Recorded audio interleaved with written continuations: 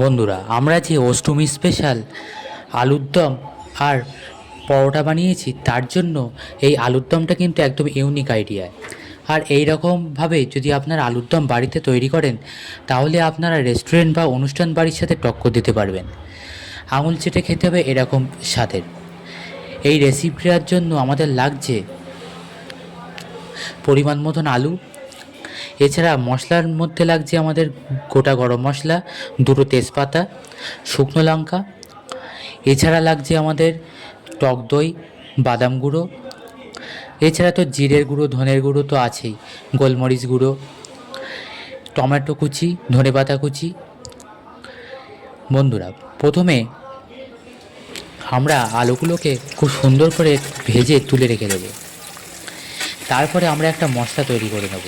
তার জন্য আমরা প্রথমে কড়াইতে একটু তেল দিয়ে আমরা টমেটো আর 4টে শুকনো লঙ্কা আগে থাকতে মিক্সিংয়ে দিয়ে পেস্ট করে রেখেছিলাম, সেই পেস্টটা আমরা কড়াইতে দিয়ে দেবো, টমেটো আর শুকনো লঙ্কার।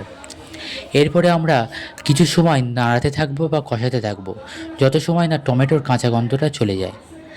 এরপরে কিছু সময় পরে আমরা এতে 1 চিপি মতন ভিনিগার অ্যাড করব। তারপরে স্বাদ মতন নুন, একটু চিনি দেব। এতে দিয়ে দেব কিছুটা রসুন কুচি, যেটা টমেটো আর শুকনো লঙ্কার সাথে পেস্ট করে নেওয়া ছিল, আর এতে দিয়ে দেব কিছুটা আদা কুচি। এইভাবে টমেটোটা আগে একটু সসে পরিণত করে নেব কষতে কষতে। এরপরে আমরা এর মধ্যে অ্যাড করব টক দই। টক দইটা আপনারা চাইলে পরেও দিতে পারেন, আমরা এখানে পরেই দিয়েছি।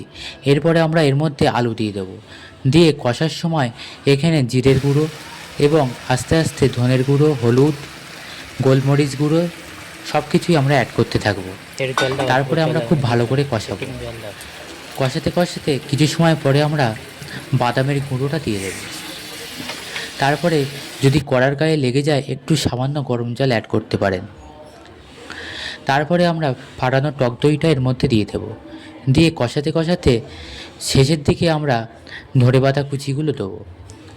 তারপরে আমরা গরম জল এর মধ্যে অ্যাড করে দিলাম, তবে কম পরিমাণেই দেবো জল, যেহেতু আলুটা আগে থাকতে ভাজা, অর্থাৎ হাফ সিদ্ধ হয়ে আছে, তাই জলটাও আমরা পরিমাণ মতন দেবো।